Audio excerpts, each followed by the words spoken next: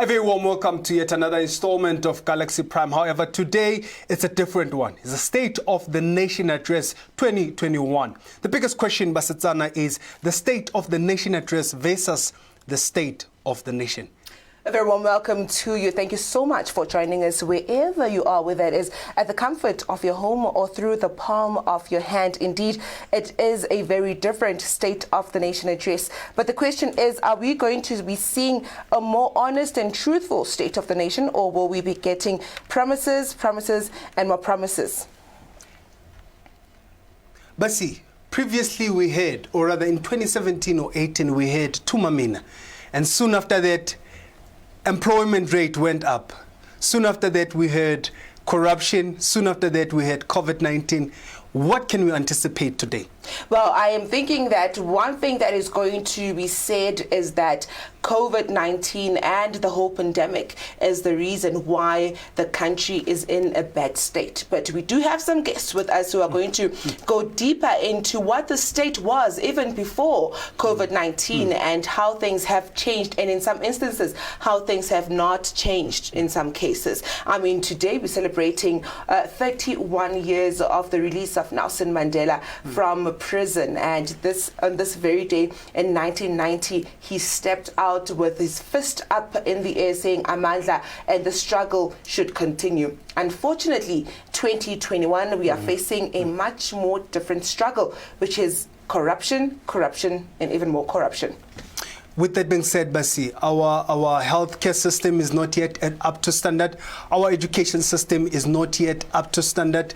And we're seeing that corruption is taking the lead. Monies are being looted. Monies that are meant to serve our people. The money is being looted and no one is being held accountable for that.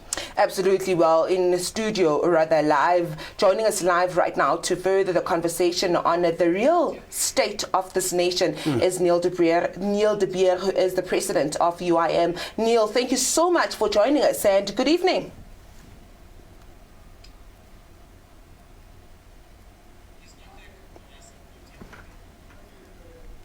We seem to be losing Neil right there. We'll be back with Neil. However, do engage with us across all our social media platforms. We are Galaxy Universal Network on Facebook. We are GAN_TV_ on Instagram and on Twitter. What's your take on today's State of the Nation address? As you may know, previously we heard a lot of promises. With that being said, Galaxy Prime will take a short breather. Do stay tuned. We'll be back after this. Make massive moves. Picture perfect, you don't need no filter. Another one.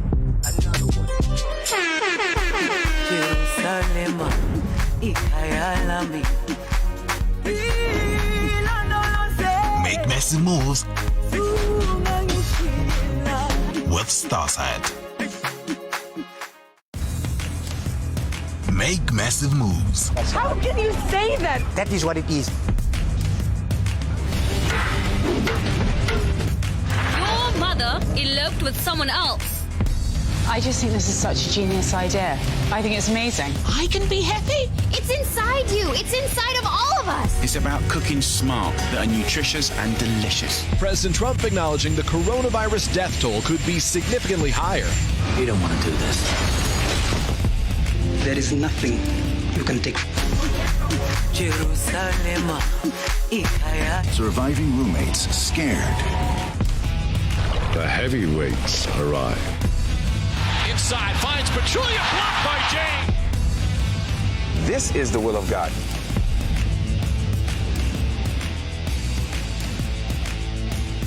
Make massive moves with Starside.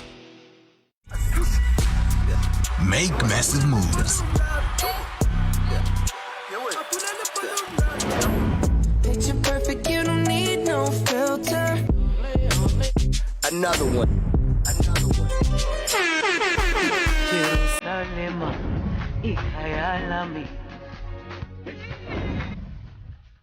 Make massive moves with Starside. I want you to eat healthy food because it's delicious. Make massive moves. Would you like another one? I love it. I love this soup. This is amazing. The grits are so creamy. Oh, I take pride in my grits. so flavorful. I think that looks wonderful. Yeah. It's so incredible.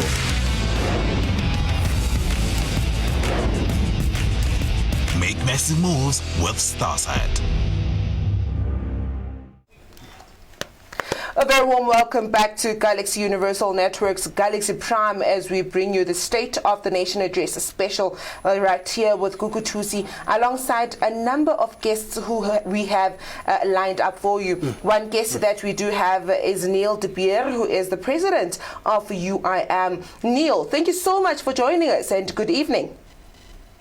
A very great privilege to join you, and thank you for your viewers. Absolutely. Now, today is the State of the Nation Address. But versus what today is, there is the real state of this nation. As per UIM, what is the state of South Africa at this point?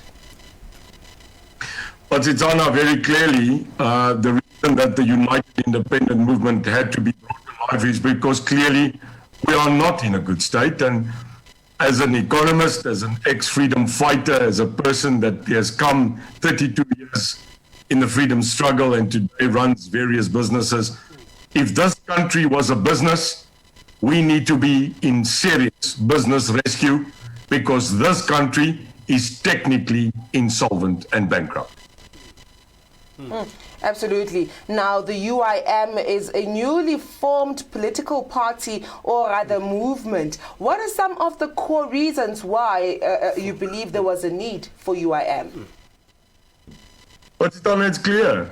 This country has effectively had more than 2.5 decades of democracy, and I was part of MK, as you know, that joined Umkhonto we Sizwe in 1989.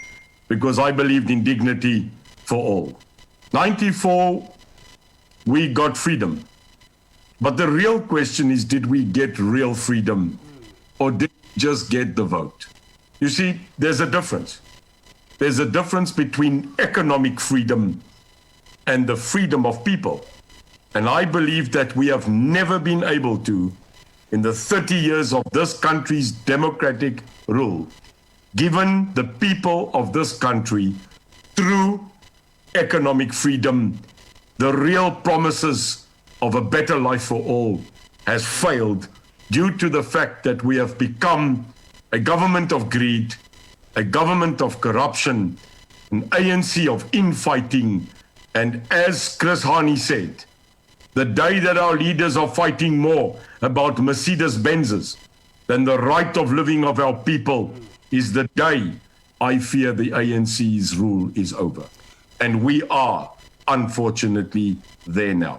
We woke up to a new dawn in 2018, and there was a lot of anticipation and expectation that things were going to change. But seemingly, we are seeing a hope that is doom and gloom due to corruption, due to inefficiency, due to incompetency. I mean, we are talking now at the state of South Africa where a country that has bought vaccines that were expired. What's your take on the latest as we are facing the pandemic in South Africa?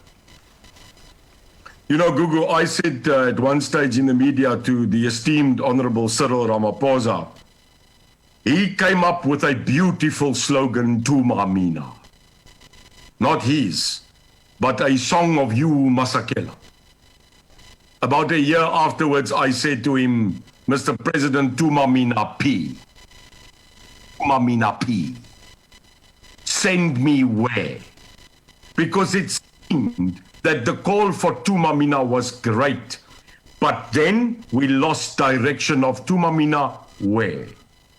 We really thought that this president would rise and bring in the so-called songs of a new dawn, but not realizing that this same president was the deputy president under Jacob Zuma and no doubt did nothing to see the current digress and rot of an economy and a current base of hyenas feasting on a carcass called government, taxation, and our state money.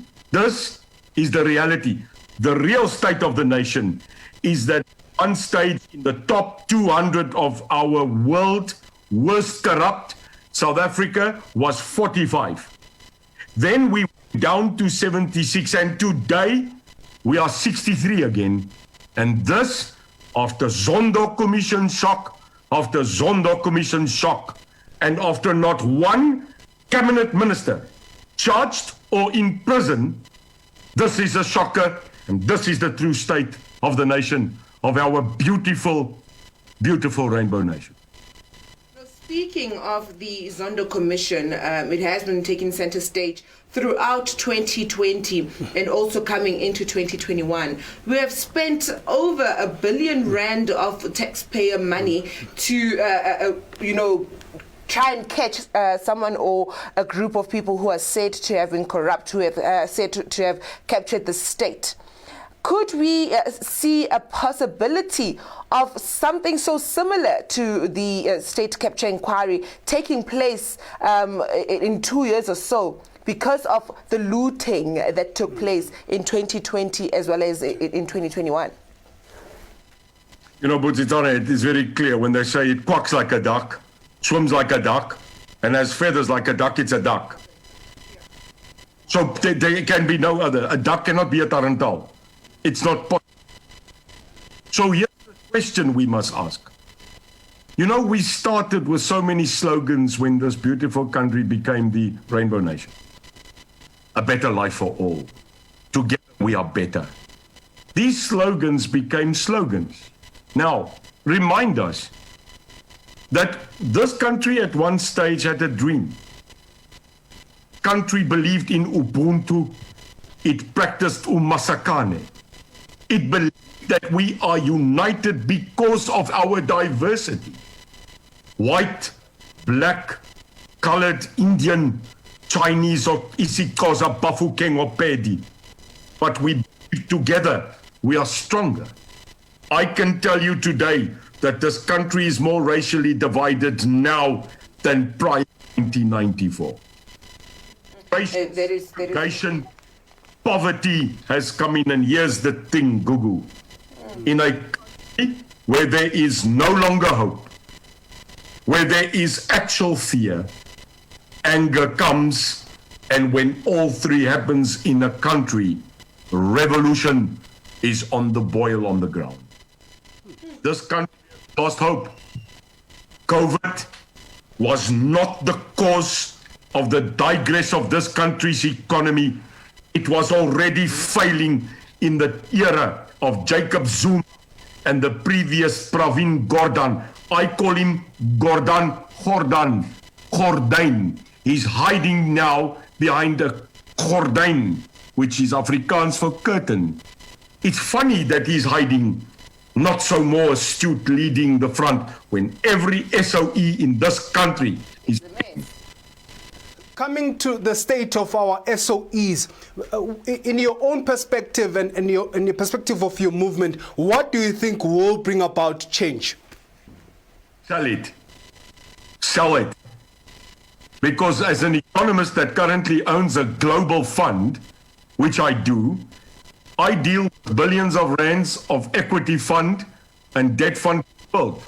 Do you know that I, as the president of the Invest Fund Africa, am not even allowed to try and attempt to fund and give a loan to my own country of South Africa? We don't qualify. This, to me, is a shocking shame. This, to me, is an embarrassment. The fact is, Gugu, let's go through the top 5, if we may. 1, we just bailed out SAA with 10 billion. Wait a minute. Toba moyo. Whoa. So, they are already, they are in business rescue. SAA was in business, and then we give a company that is apparently already insolvent, being administrated by 10 billion. For what? Now Number two, Eskom. Eskom has currently again switched our power off with a flourish of the announcement of Mkabane Tumamina. He appointed with fanfare this beautiful new CEO. Well, Google, were you not out of power a couple of nights ago? Load shedding. What's going on there? So when we look at Transnet, Portnet, Denel, one of the leaders of weapon manufacturing technologies in the world, is bankrupt. So what would Neil de Beer do in the UIM? What is my strategy as new government? It's easy. Power generation in this country must be returned to the people. We must make it privatized and allow private companies to do wind and solar and hybrid energy and supply it at a competitive rate to this country, people that want power. Eskom must be diluted and sold.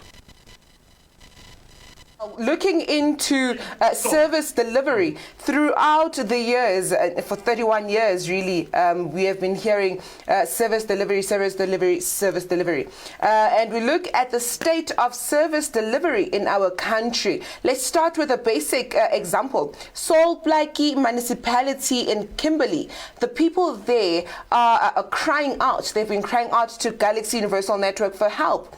They are saying the president has been standing there talking about service delivery, bringing water and sanitation to people, but we are drinking dirty, muddy water. How is it that after so many years till today, service delivery towards the people of South Africa is not at an equal state? It's not equal. You go to places, for instance, you'll go to a public clinic, and I went to a public clinic myself yesterday in a predominantly white area. The service is good. The clinic facility is amazing. It's clean. And then you go to the townships, it's totally opposite. So why is it that after so many years, we're still seeing those indifferences? Does this also mean that, our government is not really taking care of things the way that they should be taking care of things? Because when you think of service delivery, it needs to be equal to each and every single person. But here we are, sitting with a community, a whole municipality of people who are drinking dirty water. Beyond dirty water, Neil, we are still having inequality in education. There has been call over years for a free education, and we are still seeing people. Recently, we heard that fees are growing, are increasing. All of those things were things that by now, as South Africa, we shouldn't be, deliberating on, because we've created a solid government that is able to build system and infrastructure and strategies that would ensure that things like your healthcare system, your education system are key and priority. With that being said, do share your views on our social media. We are seeing, Basetsana, a lot of comments, and people are commenting on our social media. Mr. Neil, with this few minutes that we have, what's your take on the issues of health system, education system, security system? Maybe if we steal less, we can spend more. If you steal less, we can spend more. Billions and billions of rands in this country shows that the income is not bad, but it is the expenditure of government that is going in the pockets of comrades, in the pockets of Shabir Sheikhs, in the pockets of Guptas, and now I ask, in whose pockets now? But fact, it's gone in the pockets of people, not in the potholes, not in giving our children in rural areas tablets, Wi-Fi and connectivity. It is not putting medicine in the Gogo's hand that has to stand in Umtata in a row of 90,000 people in the country that gets nothing. We sit today in an economy that is actually colorless. Color matters not in this country anymore, but it matters to Julius Malema. It matters to the to split us. I'll tell you now, I have spoken to black and white, farmer, factory worker. We are all now at a level where we say, get on with work. And if you do not, change of government is not about treachery, against the ANC. It is about hope for a new country, and the United Independent Movement is a political, united movement that will become a party. We decided that yesterday. We are going to take on the metros now, Gugu. We are going to go into the municipal elections. Why? We the people must govern, and we the people will govern and take back our streets. Still on education, lastly, Mr. Neil, we are seeing an Afrikaner community has built their own university out of their own funding. And yet we've got a government that has led us into democracy, but we're still not seeing infrastructures like top quality education, universities being built. Instead, we are seeing money being looted. We are seeing investigation, allegations after allegation. What's your take? What's the cause of these injustices that we are seeing in our times? I'm going to make a statement. I have no proof, but I will tell you, by God, I'm right. Here's a statement. Before 1994, the apartheid government kept the majority people of this country uneducated, dumb. Maybe we should investigate if the current government did not decide to do the same. Because a nation that is not educated is a nation that cannot get together and think by itself. If there's the biggest failure in this country in apartheid, and I said that to certain ministers when I came in as the ANC, I will forgive you for poverty, I will forgive you for killing our people, but I will never forgive you for not educating our people. Looking into our social media platforms, we are Galaxy Universal Network on Facebook, at Gun_TV on Twitter, as well as on Instagram. Let's take a look now at some of those comments coming through. Firstly, I would just like to say thank you so much for engaging with us through the palm of your hands. Thompson Mashabana saying, together, Mr. Neil de Beer, save our country. Marthy SDS and selling stealing less with a lot of exclamation marks there. That is one sentiment from Neil that really hit people when he said we need to steal less. And we build more. Absolutely. Well, Maria Robertson saying failure in all the government departments is a disgrace. Terry Lee, who was saying SARS is our next step. And, a lot of people are calling out and saying they are so proud of the broadcast that we are bringing and the alternative voice that we're bringing. So thank you so much for sharing those sentiments. Thank you so much as well to you, Mr. Neil de Beer. The SONA is taking place in less than an hour.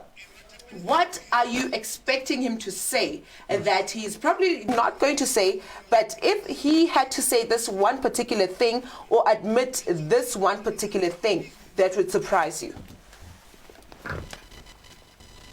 Well, what he won't say and what he cannot say is that currently he is the president of a failed state, a failed government, a government that gave no hope, a government that stood here and saw people die and did not get up and give us PPEs, saving our grace of COVID vaccine, and a government that admitted that it is not connected anymore with the people. Because if he had to stand up and say that, then everything I thought about Cyril Ramaphosa and my old ANC, it will be probably forgiven and we could start again. But this will not be said.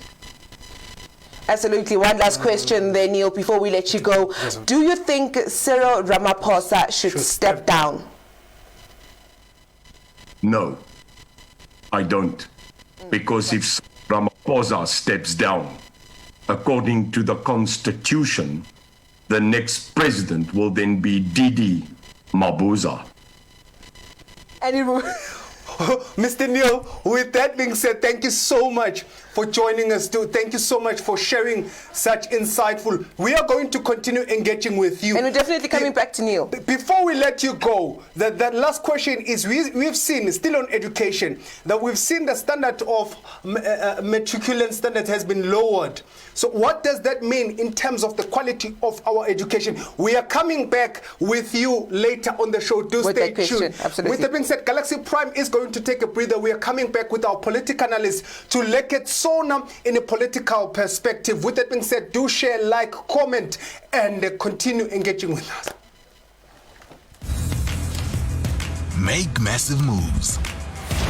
You're the best fighter in China. Give me the Emperor's sword, and I'll spare your life. Shisha sect has gone too far.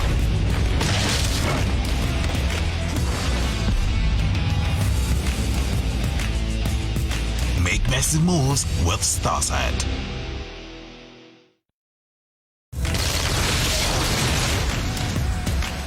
Make massive moves. Deceiver! There isn't any time to waste then. We can't save everyone in this war. One moment, that's all we got. You're locked in here with me. Make massive moves with Starsat. Anger boils over in El Dorado Park. Make massive moves. Corruption allegations have hit too close to the office of the president. America is crying out for leadership. I'm the president and you're fake news.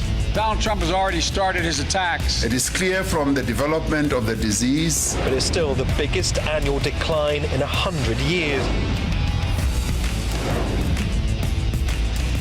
Make massive moves with Starsat. This is just the beginning. Make massive moves. Get out! Get out of this place! I love you. Do you love me? Yes. I like this. Someone stole from me yesterday. It was not my fault now. Eh? Please, I blast your head. No, don't shoot, sir. Please. Please don't kill us. I'll give you anything you want. Make massive moves with Starsat. Make massive moves. Bible is human and divine. It's important for us to remember. And I'm part of God's story. Yeah, mama, hey. God is sealing you. God says what he means, and he means what he says. God is good. I am very grateful to God. I am healed. Amen. Make massive moves with Starsat. Make massive moves. Oh my God!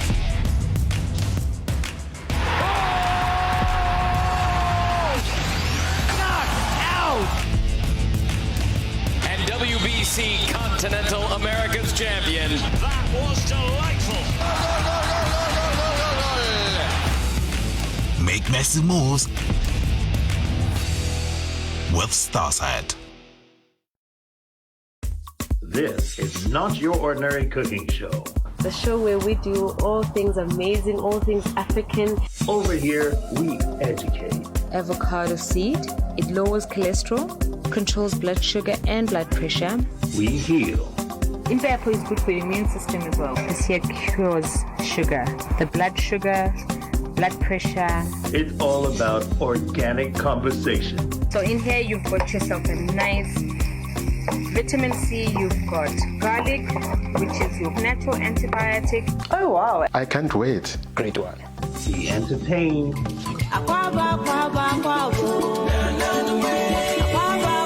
And purely African food. And this is how you finish it up. With a slice of lemon, you just dig in and you eat and you get healthy. Welcome to the home kitchen. Coming soon on Galaxy Universal Network, Channel 500 on Starsat. Make massive moves. Wow! Let's go. Come on, we can be back by morning. Look! Who are you? I'm the boss. Really? Really? Yeah! Awesome! Totally! Yeehaw! Very funny. Make massive moves with Stars. A very warm welcome back to Galaxy Universal Network's Galaxy Prime with myself, Basizana Pua, alongside Gugu Tusi. We are looking into the State of the Nation address versus the state of the nation and what South Africa is looking like at this particular moment. Moments ago, we were speaking to Neil de Beer, who is the president of the UIM, and he had a lot of sentiments to say, and we will be catching up with him a bit later on as well. But for now, we do have another guest to give us some insight into the discussion. Gugu. We have Mr. Ogama Mtika, who's a professor at the University of Nelson Mandela Bay, and is a political analyst. Before the ad break, Basi, one thing that captured my mind was if we spend less and build more. A very warm welcome to you, Mr. Ogama. Thank you so much for joining us here on Galaxy Prime. It's Ogama Mtimka, not yet a professor. Good evening. Thank you for having me this evening. Thank you so much. We're bringing you those blessings. We are really seeing you there. I received them. Now, let's look at the state of our nation. In 2018, we came with Tumamina, and soon after that, everything collapsed. Our state-owned enterprises at this point are bankrupt. What's your take on the state of our nation? I think there's a lot to be desired in South Africa. The new dawn has not delivered on its promise of a turnaround and a departure from the 9 wasted years. What's critical in that has been processes of rebuilding state capacity, as evidenced in the capacity of the state to deliver good services to the populace, the improvements in law enforcement, as well as improvements in the role of the state in the economy, with the state playing a catalytic role.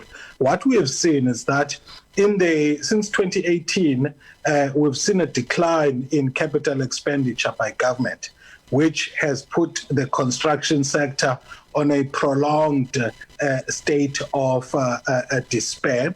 We've also seen failure to turn around state-owned enterprises, even though the leadership changes that were made were promising, but they have not delivered the results that we expected.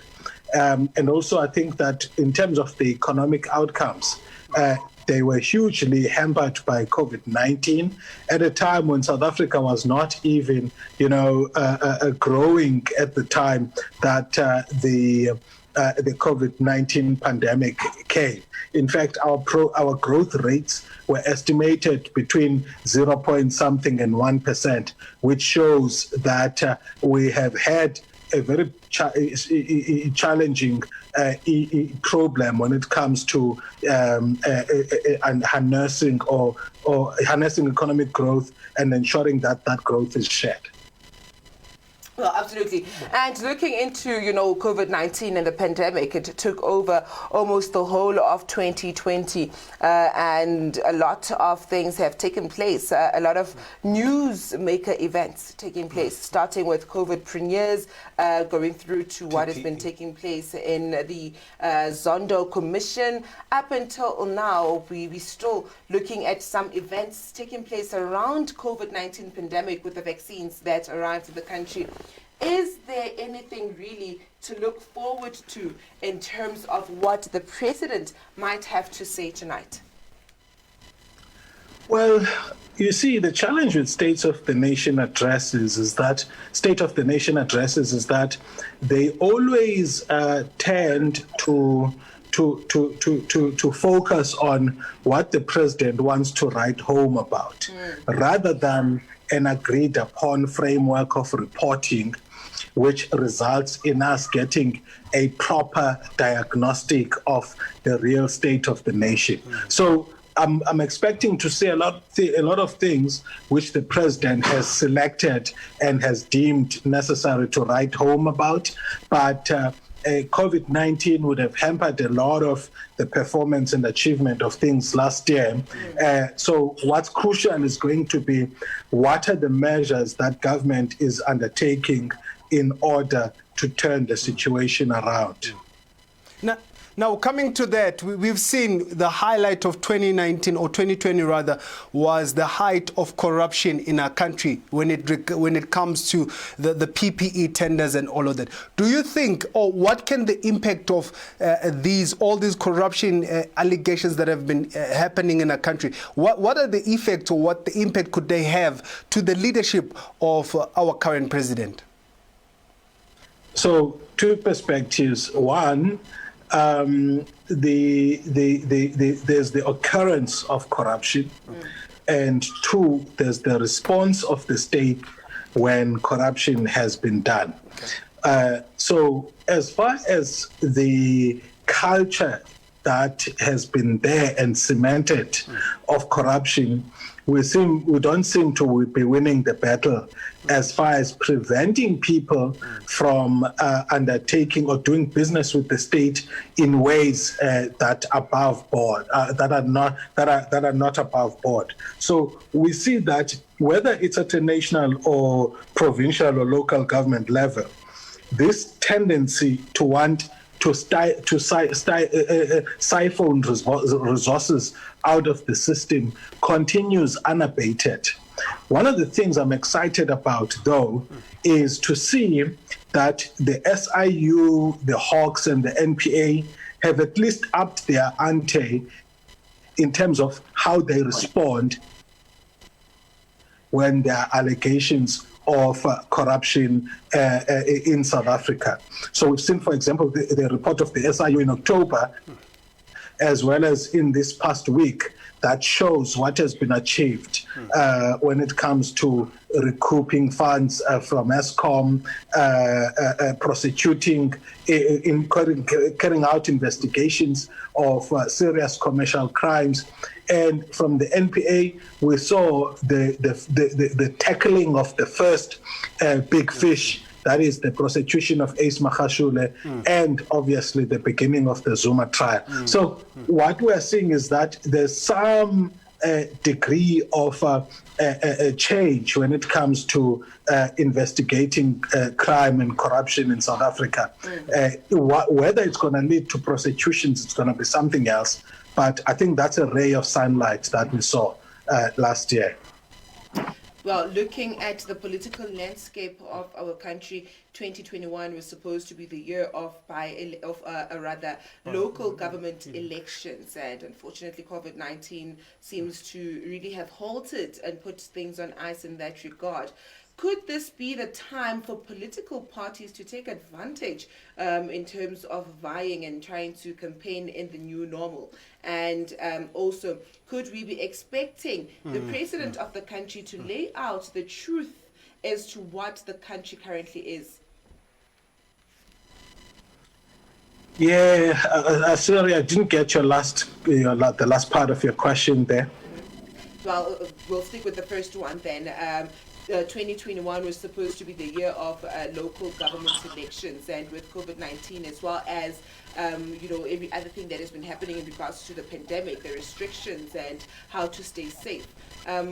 What would South Africa be, or what kind of election system would allow the country to move forward with local elections should they continue? So first of all, there are debates about whether or not the COVID environment allows for elections to continue this year. What I like about that is the fact that the IEC on its part is ready and is not buying into the gambits of political parties who appear to be concerned about COVID-19 when in fact some of the concerns may be to want to continue the status quo. So the question as to whether or not elections will happen remains crucial. We know that it's part of the constitutional obligations for elections to take place every 5 years at a local government level, as well as at a national government level. And I hope that we will be able to have an election. As far as the political system is concerned, I think there's a lot to be explored. I mean, not only South Africa, but globally, there's been concerns about going online when it comes to voting, given fears about the security of those platforms and their susceptibility to hacking and potential foreign manipulation. So I'm sure that's going to remain a concern. What COVID-19 has done is it has forced digitization and brought it forward by probably about 10 years, you know, and so I think the debates are going to continue. No, absolutely. Thank you so much for joining us there, Future Prof. Yeah, Future Prof. Thank you so much, Mr. Thank you. Thank you. With that being said, do continue to share your sentiments with us across all our social media. But see, throughout the conversation that we've been having, one, we heard that if we could only spend less and build more, and the future professor is also alluding to us that there is some positive light towards what is happening. You know, if only, you know, our president can come out and really look at face the state of our nation, not just address us, because we are used to addresses after addresses. We are going to bring Neil back online to really engage with us on these matters. Mr. Neil, I hope you are back again with a bang. I always have a plan. Thank you once again for joining us. Before before our first conversation came to an end, the question was, we are just saying that the standard of our matriculant has been lowered. What could that have impact when it comes to, you know, employment? Because at the employment rate, we are looking at the quality of education that you have gotten. Can you share us some sentiments with regards to that? Google, absolutely. I mean, you know, when you listen to the people, and I'm talking about the people. My presidency that I'm fighting for and going to, I've entered in the race to run for the presidency of the Republic in 2024. I'm going to run. And if I become it or not, I will be in Parliament, no doubt. And what is the change we are going to bring? It's easy. This is not difficult. When you have a generation of youth like we have in this country, that is the new youth of a democracy. We call them the born free. They were not born free. They were born enslaved in a history that we had never reconciliation. You see, Google, we had the TRC, we had the truth, we never had reconciliation in this country. I'm sorry. So before we start watching how do we fix healthcare, how do we fix education, how do we fix the economy, maybe we should go back and fix our people first. You see, society that is not healthy in its soul can never be a society happy in its mind. You see, do you know that education is actually linked to something more important? I'm going to blow your mind now. It's nutrition. Have you ever tried to teach a child what is 1 apple plus 1 apple when he's not even had an apple that day? You see, if you are not from the rural area, if you are not coming from Kofiambaba, Umtata, your Port St. John's, Willowville, you would not understand that in certain of our communities, the meal a child gets is the only one at school he gets. So, wait a minute, I'd like to take us back. If our children are not fed, then how do we sometimes teach our children? You see, people don't know hunger. They know I'm peckish. Food, ne? But what about your stomach? You cannot teach a child if he's not full. So I would start by the following. I would take education as a primary, secondary, and tertiary option. I will make it a law in this country that primary and secondary education is free. Listen, primary and secondary education in this country will be free. No cost. None. And I will make it a law that you must go to school. Now, tertiary education, that is optional. And now I'm going to shock you even more. Under the Neil de Beer presidency, the UIM might bring in national service again, Google. But not national service as per the military, the gun, no sir. You as a person after school, like the doctors do in this country, do a Zuma year. Maybe the people in this country after school each should do a year of national service and duty to your country. If you're a lawyer, you will be working in the Department of Justice and sit. Now, Watson, listen to me. If you then give a year of your life in the service of your country, like all other countries do, Finland, Switzerland, Germany, Israel, and America, you might get your education tertiary then 100% free. That is a system that the United States uses very openly, and you will find that a lot of them do go into the army. And when you ask, when they asked why, and they say because I wanted an education, and as a veteran or as somebody who served the for the nation, country, I get my education. Thank you, because now you serve your country. So in essence, what you are trying to allude to us is that let's build a nation that serves before being served. Oh yes, because a country that served its people understands service for the people. And old, don't ask what your nation will do for you. Ask today what your nation and you should be doing for it. Well, social media is a buzz. Of course, we are Galaxy Universal Network on Facebook, as well as at Ghana_TV on Twitter. Let me take a look at some of the comments that we have in here. Maria Robinson is saying, so correct, they did not build on the South Africa that was handed over to the ANC in 1994. Instead, they broke it down. Clinton Roman saying, Mr. Neil de Beer, thank you for standing up for us as the nation of South Africa.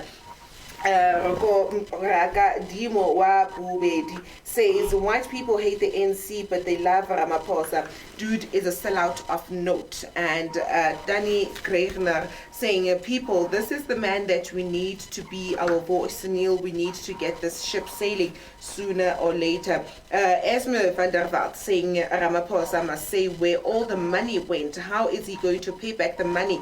Ramaphosa should pay back the money. And this is not a stance that is the first time we're hearing pay back the money. It happened. It's resuscitating now. We heard with Zuma. Now we are hearing it again. Where is the 500 billion? The biggest question still stands even today, Basi. All we heard was the PPE looting by some officials, even a person that is close to the presidency. But I'm coming to you, Mr. Neil, with a very critical question even in our time. The issue of land. What's your stance on the issue of expropriation of land without compensation? Why am I posing this question? You highlighted something interesting, which is nutrition. But for us to get nutrition, we need the land. What are your stance with regards to the land? Mamela matabaine apa ugamala kuskan sonso ya uteta nom slanche apa mamel smamele Neil. Mamel apa iteta nom slanche apa iteta gom, so it doesn't matter. Listen to me. Listen. In my culture, as I was brought up as a Xhosa boy in Umtata, as a member of the Abatembus, I was taught there's a difference between when you say ufuna or inditsela. Now clearly, when you say to someone, Buti, ya ufuna coffee, it is a demand. But when mama, aber inditsela coffee, mama, it means may I have. Now, why is that important, Gogo? I'll tell you why, Gogo. Because in this country we have become a land of ufuna, and not inditsela. Land in this country is an issue that is burning us, is dividing us, but It is no longer, in my opinion, the ownership just of land that matters. What are you going to do with it once you have received it? So in the modern era, in the old era, in your life as my gogo or my madala, we had land. We could say, Chief, I've got 20,000 hectares. It's no longer about owning 20,000 hectares. It is about what are you doing on top of that land to make it economically viable. Now, the African National Congress, a party that I joined in 1989 as a member of Umkhonto weSizwe, a party I served for 30 years. Listen to me, Cyril Tumamina Ramaphosa. You should have taken the land of government which you own. You should have put our people on the land, and you should have given them not money but mentorship of what to do when we have land. You see, this was the secret of Umlungu. Yeah, Umlungu was very clever because they refused the people of the country to have the full circle. We took the farmer, we bought the farm, we removed the IP, we put our community, and we didn't give them mentorship. That's what I would do with land. I would give it freely, I would distribute it equitably, but then I will put in people that will take our people by the hand, Gugu, and teach them dairy farming, meat farming, cattle farming, and make them an educated owner of land. It's not about just taking land, it's making money and sustainability on land. Wow. Thank you, Mr. Dupier. Hold that thought.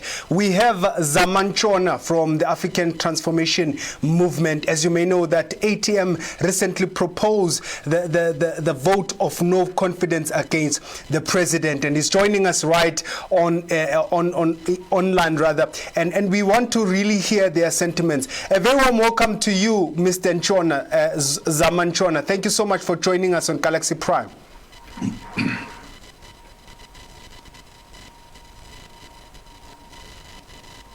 Well, it seems as if Mr. Nchona is yet to join us.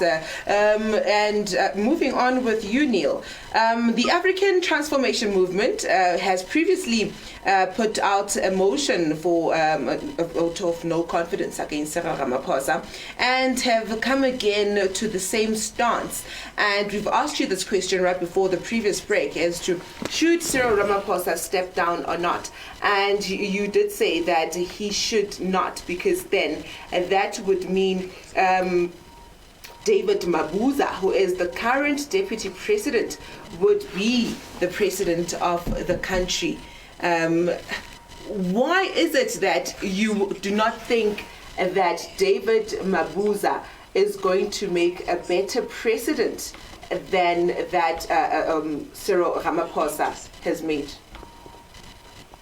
I see the esteemed colleague of that movement is here and is a strapping young man.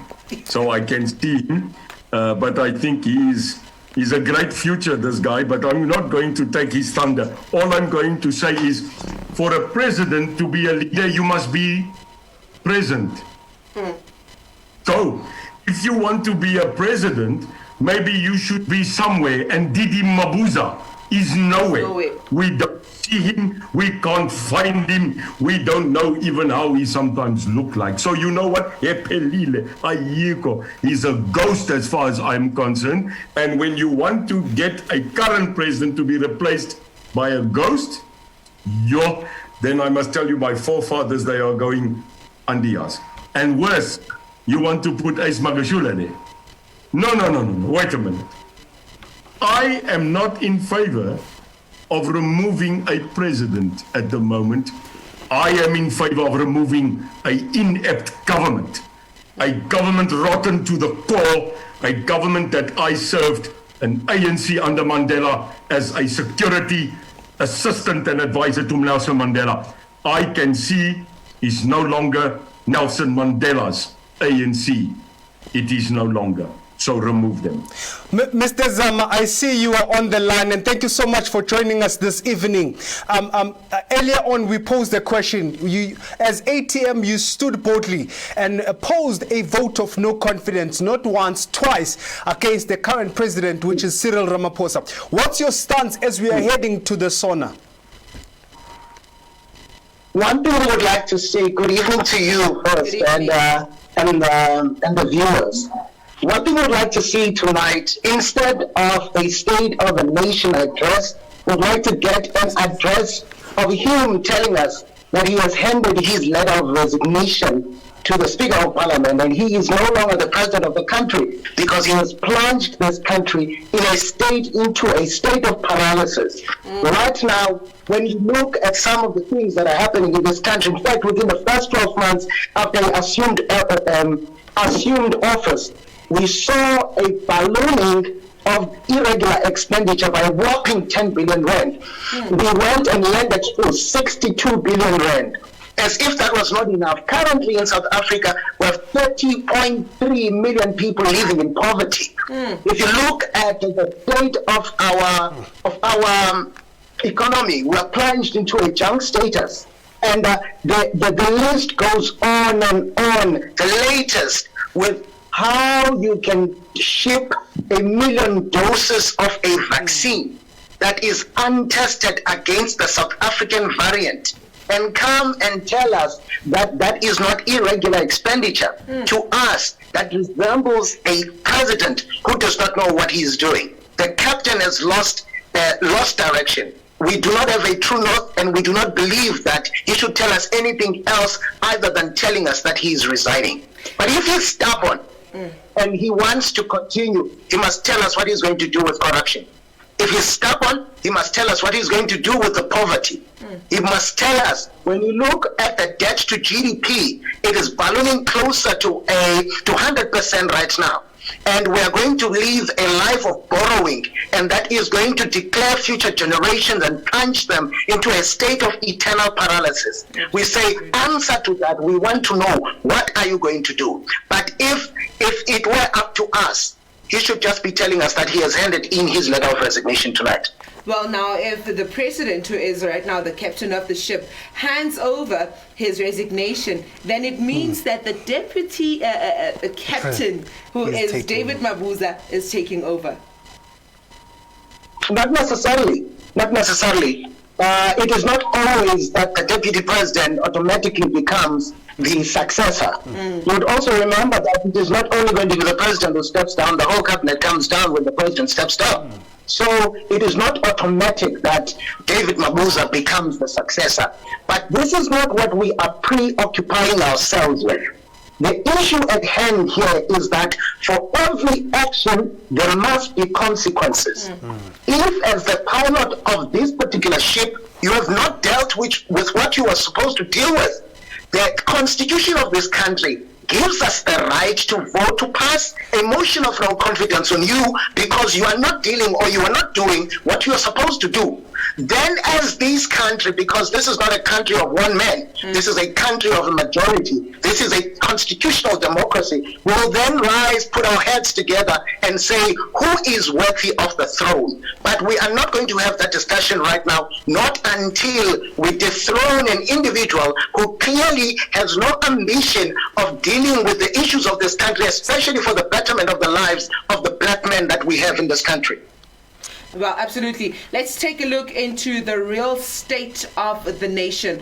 We're going to be hearing, obviously, promises from the president, and most certainly we might be hearing of COVID-19 being the reason as to why the state is what it is. Well, do you think that there would be some truth to what President Cyril Ramaphosa is going to be telling the nation tonight? Maybe if I can just look into that sorry excuse, which we're not going to accept, that COVID-19 is the reason why we've lost so many jobs and everything. The African Transformation Movement, 12 months ago, before we entered the lockdowns, had already passed a motion of no confidence, put together 15 reasons why this president is unworthy to remain on the throne. So, this issue of it was only unto COVID, if you remember the issue of the irregular expenditure which I raised, it was within 2018, 2019, the first 12 months in office. So it is not COVID that caused a 68 billion rand irregular expenditure. And a number of other things that went on and on. What happened with COVID-19? COVID-19 made everything worse. But the status quo was already in shambles. The state-owned enterprises did not, because of COVID, be in shambles. They were in shambles before COVID. It's only that with COVID, we are plunged to a deeper end. But the truth that we can say right now is that before COVID, he was never worthy to be the president to start with. Well, I want to bring both of you gentlemen into this conversation. Something that has been taking place in 2020 has been the hawks and the different arrests that we were seeing. Do you think that those arrests were somewhat ways of covering an even bigger situation that is taking place? Could it be that that action that we saw around corruption last year was somewhat a way to hush things for the country?